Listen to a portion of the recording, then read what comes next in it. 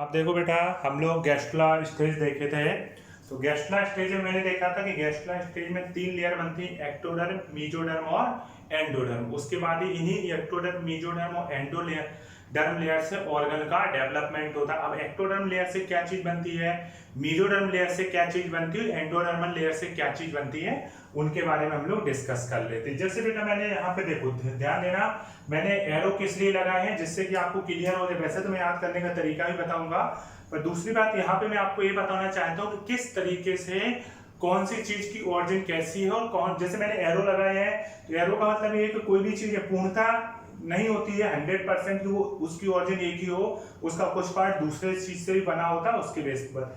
जैसे सबसे पहले हम लोग देखें स्किन की बात कर, मैंने 3 पॉइंट लिखे, एक्टोडर्मल, मेसोडर्मल और एंडोडर्मल। मैंने तीनों पॉइंट लिखे। अब किसकी ऑरिजिन एक्टोडर्मल है, किसकी ऑरिजिन मेसोडर्मल है और किसकी ऑरिजिन एंडोडर्मल है, उसको मैं देखने जा रहे हैं हम लोग। तो सबसे पहले मैंने देखा एक्टोडर्मल में एपिडर्मिस ऑफ स्किन, मेसोडर्मल में लिखा मैंने डर्मिस ऑफ स्किन। मतलब कि स्किन जो होती है, स्किन की स्किन एपिडर्मिस और डर्मिस, स्किन की 2 लेयर होती है। एपिडर्मिस एक्टोडर्मल होती है, जबकि डर्मिस कैसी होती है, मेसोडर्मल होती है। ऐसे ही मैंने बताया पूरा का पूरा मस्कुलर सिस्टम। मैं आपको एक बात और बताऊं, कभी भी आपको कंफ्यूजन हो, कभी भी कोई भी चीज पूछी जाए, अधिकतर चीजों की ऑरिजिन मेसोडर्मल होती है। कैसी होती है, अधिकतर चीजों की ऑरिजिन मेसोडर्मल होती है। तो आपको एक माइंड मेकअप करके चलना है कि अधिकतर चीजों की ऑरिजिन कैसी है, मेसोडर्मल है। जैसे मैंने बोला मस्कुलर सिस्टम, मस्कुलर सिस्टम की ऑरिजिन कैसी होती है, मेसोडर्मल होती है। पर आइरिस और सिलियरी मसल्स की जो ऑरिजिन होती है वो कैसी होती है, एक्टोडर्मल होती है। आइरिस और सिलियरी मसल्स बेटा कैसी होती हैं, एक्टोडर्मल होती है। उसके बाद मैंने बोला आइरिस आंखों में पाई जाती है, आइरिस और सिलियरी मसल्स आंखों की मसल्स होती है जो कि एक्टोडर्मल होती है, जबकि बाकी जितनी मसल्स हैं वो मेसोडर्मल होती है। उसके बाद मैंने बोला डाइजेस्टिव सिस्टम और डाइजेस्टिव ग्लैंड, मैंने डाइजेशन में आपको बताया था कि ये कैसे होते हैं, एंडोडर्मल होते हैं। परंतु बक्कल कैविटी और एनल कैनाल कैसा होगा, वो एक्टोडर्मल हो जाएगा। कैसा हो जाएगा बेटा, एक्टोडर्मल हो जाएगा।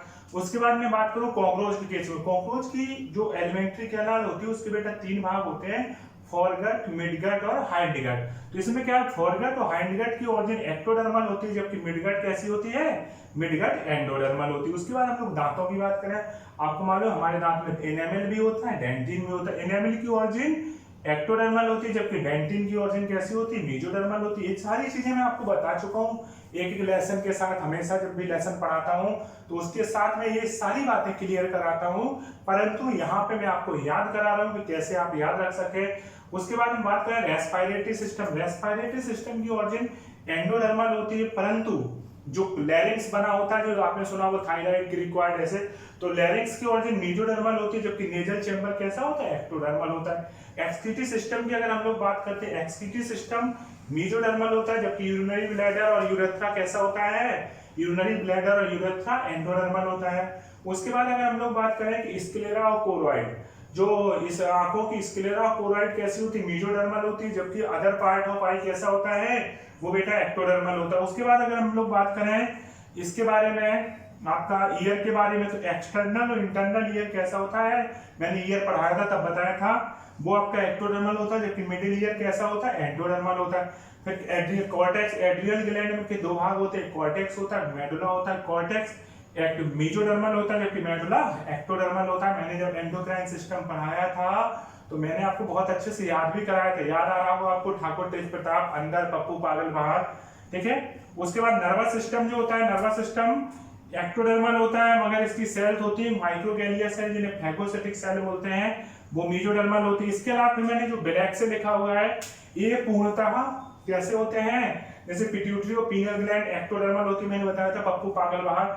सर्कुलेटरी सिस्टम, सर्कुलेटरी सिस्टम से रिलेटेड जितनी भी चीजें थी, ब्लड, लिम्फ, वो सारी चीजें कैसी होती हैं, मेसोडर्मल होती है। कनेक्टिव टिश्यू भी मेसोडर्मल होते हैं, स्प्लीन भी मेसोडर्मल होती है, रिप्रोडक्टिव सिस्टम भी मेसोडर्मल होता है। इसके अलावा बात आती है endodermal, thyroid gland, parathyroid gland, thymus, gills, lungs, eustachian tube, जो मिडिल ईयर को किससे, फेरिंक्स से जोड़ती है, सब कैसे होते हैं, एंडोडर्मल होते हैं। तो इतनी चीजें आप लिख लो। अब मैं इनको याद करने का तरीका बताता हूँ, पहले आप इतना लिख लीजिए, ठीक है। अब देखिए मैंने बेटा कुछ टर्म डिस्कस किए हैं। जैसे मैंने एक टर्म लिखा है एपीबोली, क्या सब लिखा है, एपीबोली। एपीबोली मैंने लिखा movement of blastomere from ectoderm. आपने देखा होगा कि ब्लास्टोमियर सेल याद आ रही है ना, तो अगर ब्लास्टोमियर सेल मूवमेंट करके एक्टोडर्म लेयर बनाती है तो उसको एपिबोली बोलते हैं। इम्बोली क्या होता है, अगर मेजोडर्म और एंडोडर्म लेयर बना, ब्लास्टोमियर के द्वारा मेजोडर्म और एंडोडर्म लेयर बन रहे हैं, उनके लिए टर्म यूज होता है एम्बोली। फिर एक शब्द होता है आर्केंट्रॉन। कुछ ऐसे एनिमल्स देखे गए कि उनकी गैस्ट्रुला स्टेज में, मैंने लिखा है कि गैस्ट्रुला स्टेज में जो कैविटी पाइप बनती है उसको आर्केंट्रॉन कैविटी कहते हैं। तो क्वेश्चन पूछा जाए आर्केंट्रॉन कैविटी किस टाइम पीरियड में बनती है, तो आपका वो गैस्ट्रुलेशन के टाइम पीरियड। अब मैं कुछ याद करने की बातें बता रहा हूँ कि एंडोडर्मल ऑर्गन को आप लोग कैसे याद रखोगे। पहले तो जो टेबल बताई थी कंपेयर करके उसी से देख लेंगे, मगर इसको भी याद करना हो तो ऐसे आप याद करना अकॉर्डिंग टू गुड डॉक्टर। क्या बोलोगे, अकॉर्डिंग टू गुड डॉक्टर। पहले लोगों के नाम होते थे ना, लोग अपने नाम के साथ बहादुर सब जोड़ते थे, लाल बहादुर शास्त्री, ब्रजेश बहादुर, कहीं कुछ इस तरीके से जोड़ते थे ना। तो आप क्या कहोगे, according to good doctor Brajesh Bahadur Lal eosinophilia जुकाम के लिए शब्द यूज होता है ना, इस्नोफिलिया पेशेंट। क्या रखना है, according to good doctor Brajesh Bahadur Lal eosinophilia patient, और लास्ट में फिर MMG। जैसे कोई पिक्चर कंप्लीट होती है ना, मूवी कंप्लीट होती है तो उसके बाद लिख के आता है दी एंड, जैसे MMG। मैंने क्या किया, according to good doctor Brajesh Bahadur Lal eosinophilia patient. तो 2 मतलब thyroid gland, thyroid and parathyroid कर देते हैं, थायराइड एंड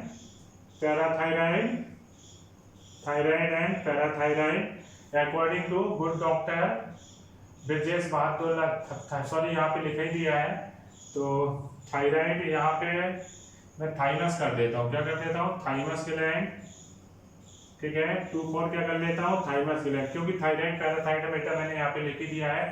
तो according to good doctor Brajesh Bahadur Lal eosinophilia patient.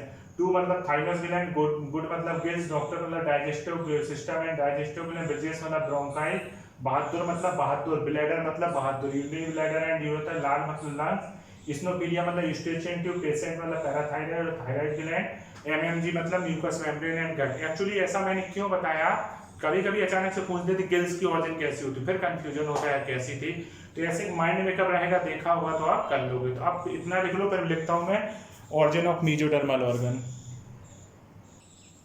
अब देखिए बेटा, हम लोग ऑर्गन ऑफ मेसोडर्मल को कैसे याद रखोगे, आप लोग ऐसे याद रखना। देखो अधिकतर तो मैंने चीजें बताई थी कि अधिकतर चीजें मेसोडर्मल ही होती, बहुत नॉर्मल तरीके से आपको याद हो जाएगा। मगर कुछ तरीका और बताता हूँ कि आप कैसे याद रख सकते हो। तो उसका तरीका है, जैसे मान लीजिए कि कोई स्ट्रगल का टाइम चल रहा है देश में, आज चाइना टेंशन दे रहा है, पाकिस्तान दे रहा है, कहीं कोई दे रहा है, तो सबसे अगर लड़ना है तो हमारे यहाँ की जो यंग जनरेशन है उसको आगे आना पड़ेगा। हमारी जो यंग जनरेशन तो वैसे ही चाहते पढ़ने को ना पड़े, तो तुरंत बॉर्डर में पहुंच जाएंगे नहीं पहुंच जाएंगे, बस यही बात है। तो जितने भी बहादुर स्टूडेंट हैं, तो मैं क्या कहूँ, मेसोडर्मल को कैसे याद रखोगे, तो आप याद रखना ऑल करेजियस मतलब बहादुर, ऑल करेजियस बॉय, क्या बेटा, all courageous boy left school college, all courageous boy left school college during country struggle. All courageous boy, क्या बेटा, ऑल करेजियस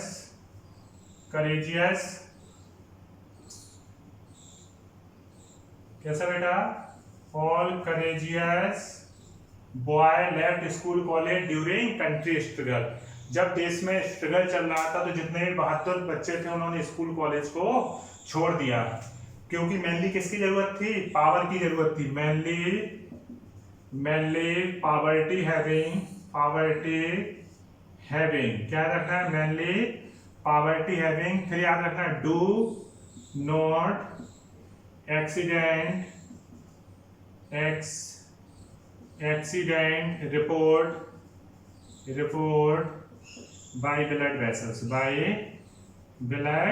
वेसल्स। क्या रखना है, आपको याद रखना है, all courageous boy left school college during country struggle, mainly poverty having, किसकी जरूरत थी, पावर की जरूरत थी, फिर मैंने क्या लिखा, do not accident report by blood vessels. तो ऑल मतलब एड्रिनल, करीजिस मतलब कॉर्टेक्स, ऑल करे, बॉय मतलब ब्लड, लेफ्ट मतलब लिम्फ, स्कूल बोले तो स्क्लेरा लेयर, कॉलेज बोले तो कोरोइड लेयर, इसके स्कूल कॉल, ड्यूरिंग बोले तो डर्मेस, कंट्री बोले तो सीलोम, स्ट्रगल बोले तो स्प्लीन, मैनली बोले तो मस्कुलर सिस्टम, फेवर्टी बोले तो पेरिकार्डियल सिस्टम, हैविंग मतलब है, डू मतलब डेंटिन, नॉट मतलब नोटोकार्ड, एक्सक्यूटिव। तो ये बहुत आसानी से आपको याद हो जाएगा, एक दो बार रिवीजन करो। वैसे ही मैंने बोला मोस्टली चीजों की ऑर्गन कैसी होती है, मीजोडर्मल। अब इतना कर लो, फिर हम लोग प्लेसेंटा के बारे में डिस्कस करते हैं, उनको याद करेंगे, कैसे याद करना है उसका तरीका बताता हूँ। अब बेटा हम लोग प्लेसेंटा के बारे में देखेंगे। तो प्लेसेंटा क्या होता है, टेम्पोररी एंडोक्राइन स्ट्रक्चर होता है। टेम्पोररी एंडोक्राइन स्ट्रक्चर क्यों बोलते हैं, उसके पीछे का कारण है क्योंकि कहीं ना कहीं जो प्लेसेंटा होता है, जब प्लेसेंटा फॉर्मेशन होता है तो हार्मोन का सिक्रीशन करता है, आपको मालूम होगा एचसीजी हार्मोन का सिक्रीशन करता है। ये एम्ब्रियो और मैटरनल टिश्यू दोनों से, माँ और बच्चे के दोनों के टिश्यू के मिलने से बनता है। अब देखो मैंने कुछ प्लेसेंटा बताए हैं, जैसे मैंने बताया ये जो 4 प्लेसेंटा ह्यूमन के हैं, कैसे हैं, ह्यूमन के हैं। तो कौन कौन से, कोरियोनेट, मेटास्पाइडल, हीमोकोरियन और डेसिडियोट। तो कैसे याद रखोगे, तो आप याद रखना कोई मिटा दे हमें डैडी। क्या रखना बेटा, कोई मिटा दे हमें डैडी। क्या रखना है, कोई मिटा दे हमें डैडी। तो कोई मतलब कोरियोनेट, मिटाते मतलब मेटास्पाइडल, हमें मतलब हीमोकोरियन, डैडी मतलब डेसिडियोट, ठीक है ना, कोई मिटा दे हमें डैडी। इसके अलावा ये जो 2 प्लेसेंटा होता है, सिंडेस्मोकोरियन और कोटिलेडनरी, ये होते हैं कैटल्स, पालतू जो जानवर होते हैं, कैटल्स में जो पालतू जानवर है उनमें पाया जाता है ये। इसके अलावा हीमो एंडो, देखो मैं याद कराते चलता हूँ, तो ये याद हो जाएगा, कोई मिटा दे हमें डैडी से ह्यूमन का। उसके बाद देखो पालतू जानवर पालतू क्यों होते हैं, शरीर थोड़ी ना उनका कमजोर होता है, पालतू इसलिए होते हैं क्योंकि वो कैसे होते हैं, सीधे साधे होते हैं। दूसरी बात, तो सीधे साधी गाय वगैरह कैसी होती, सीधी साधी होती है। तो सिंडेस्मोकोरियल किसका प्लेसेंटा होगा, गाय का होगा। फिर एक कॉटिलेडनरी, कॉटिलेडनरी का मतलब क्या है, काटा जाना। कॉटिलेडनरी बोले तो काटा जाना। आपको मालूम है बेटा, इन्हें काटा जाता है, मांस के लिए लोग काटते हैं, गाय बकरी।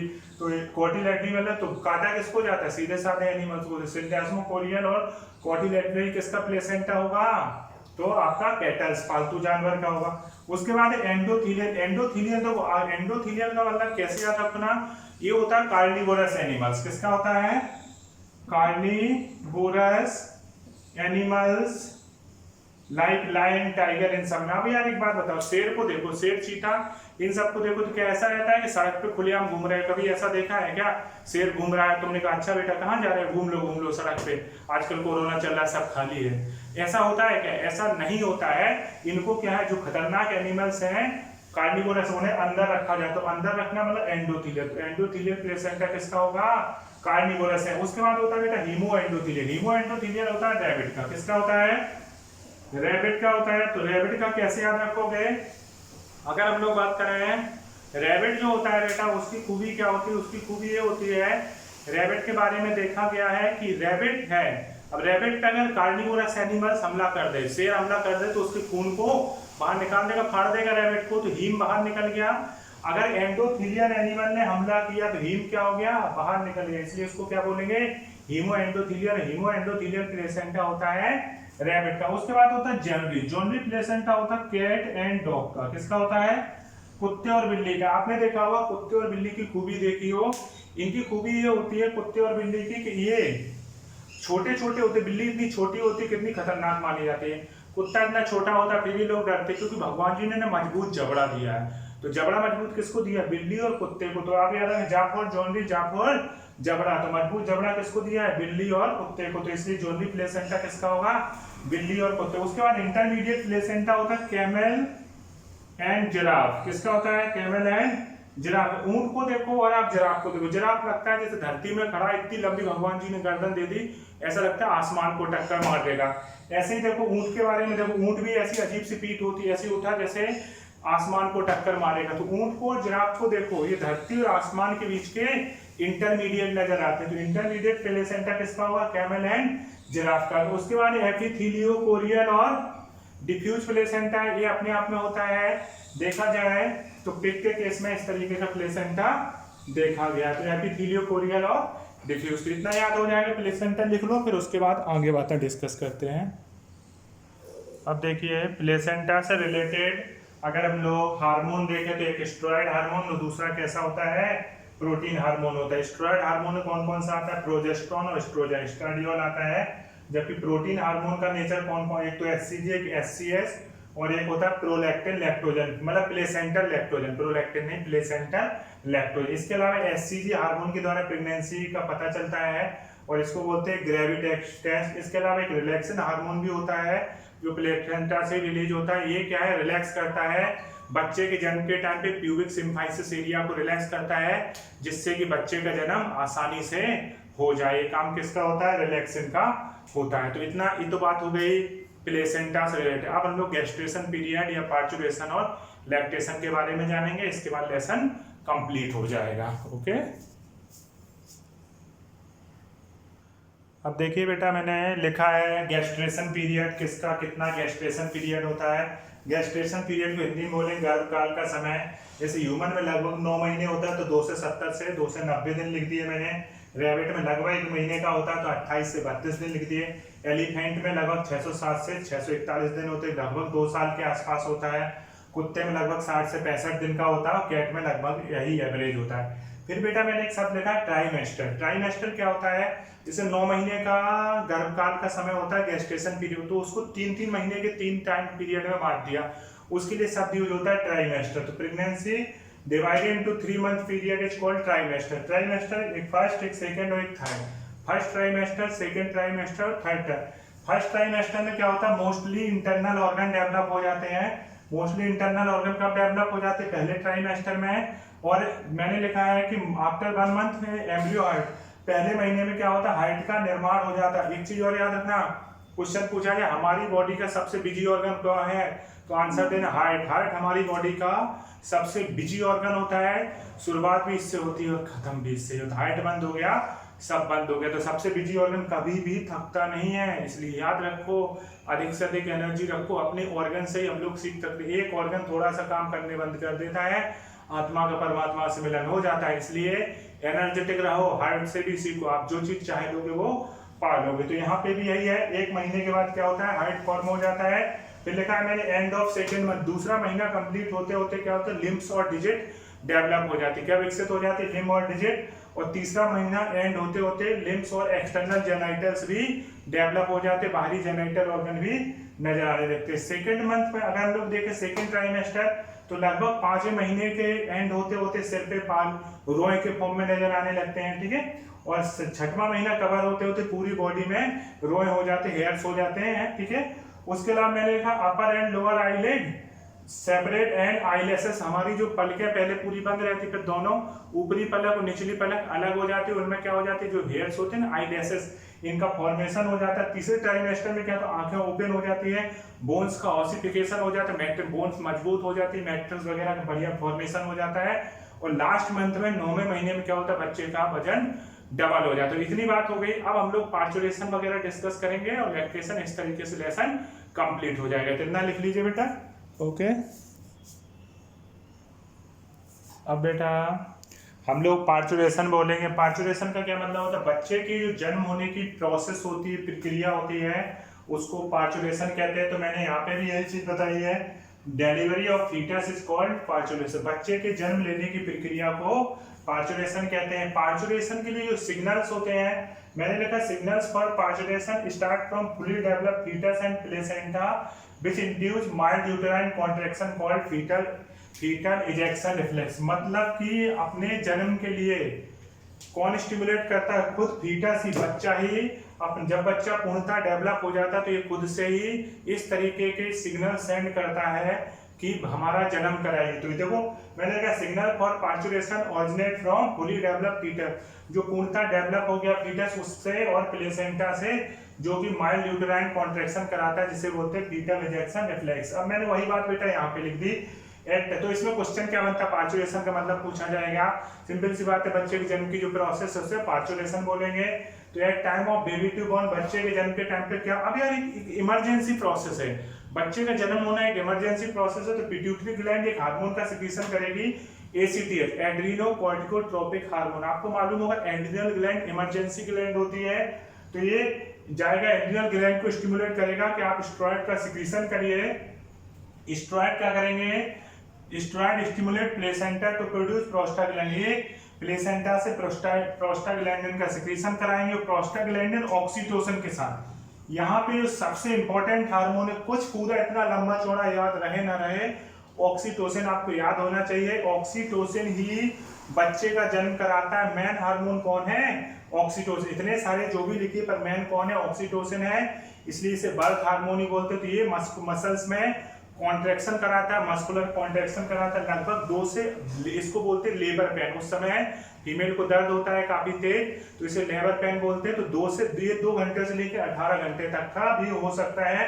और इस समय क्या होता है, मैंने लिखा during this time cervix become fully dilated, cervix dilate हो जाती है, एमनियोटिक सैक क्या हो जाता है, रप्चर हो जाता है, फट जाता है, और बच्चा क्या होता है, यूटेरस से बाहर निकल आता है, ठीक है ना, बर्थ कैनाल के द्वारा। तो इस तरीके से बच्चे का जन्म होता है। अब हम लोग लैक्टेशन पढ़ेंगे, बहुत ही सिंपल है ये, हर चीज एक एक पॉइंट बहुत ध्यान से समझने का, बहुत ही सिंपल टॉपिक है।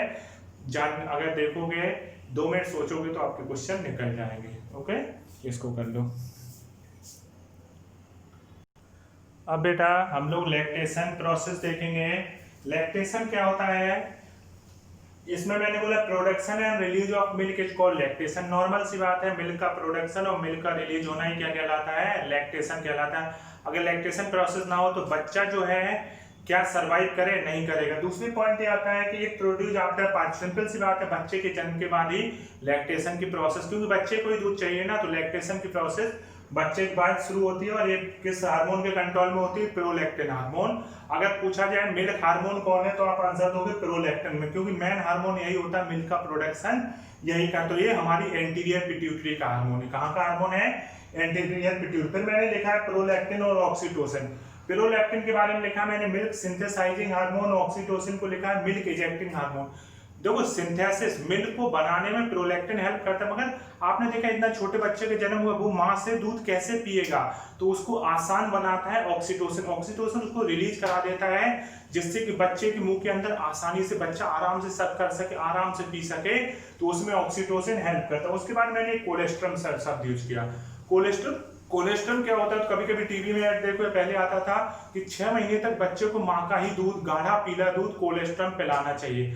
कोलेस्ट्रम पिलाने का रीजन क्या है कि इसमें प्रोटीन की मात्रा काफी ज्यादा होती है। इसके अलावा इसमें जितनी भी अच्छी चीजें हैं, मिनरल्स हो, चाहे आईजीए एंटीबॉडी। अगर क्वेश्चन पूछा जाए कि जो दूध होता है उसमें एंटीबॉडी कौन सी होती है, तो आईजीए एंटीबॉडी भी माँ से बच्चे को, माँ के दूध के द्वारा, कोलेस्ट्रॉल के द्वारा आईजीए एंटीबॉडी मिलती है। एंटीबॉडी बच्चे की इम्यूनिटी सिस्टम को मजबूत करती है, सुरक्षा तंत्र उसका मजबूत होता है। अगर देखा जाए तो कोलेस्ट्रॉल के लिए टीवी में ऐड भी आता था, मैंने क्या बोला, माँ का गाढ़ा पीला दूध। तो गाढ़ शुरुआती इनिशियल डेज में जो गाढ़ा दूध आता है, रिलीज होता है, पीले कलर का होता है, उसको क्या बोलते हैं, कोलेस्ट्रम बोलते हैं, ठीक है। राइबोफ्लेविन वगैरह की भी मात्रा उसमें होती है। तो फिलहाल मेनली विटामिन तो राइबोफ्लेविन वगैरह हो जाए, मगर एंटीबॉडी कौन सी होती है, आईजीए। तो माँ से बच्चे को दूध के द्वारा जो एंटीबॉडी मिलती है उसको आईजीए बोलते हैं, जबकि माँ से प्लेसेंटा के द्वारा बच्चे को जो एंटीबॉडी मिलती है उसको बोलते हैं आईजीजी। मैंने उसको याद करने का तरीका भी बताया, जी फॉर गो थ्रू प्लेसेंटा, जो प्लेसेंटा के द्वारा जाए वो आईजीजी है। इस तरीके से ये लेसन कंप्लीट हो गया। आप लोग एक एक लाइन पढ़ लेना अपनी बुक से जो भी हो, बाकी अगर मेरे लेक्चर ही सुनोगे उससे ही आपके 100% क्वेश्चन निकल जाए। कोई दिक्कत हो तो मुझसे बात करना, ठीक है, ओके।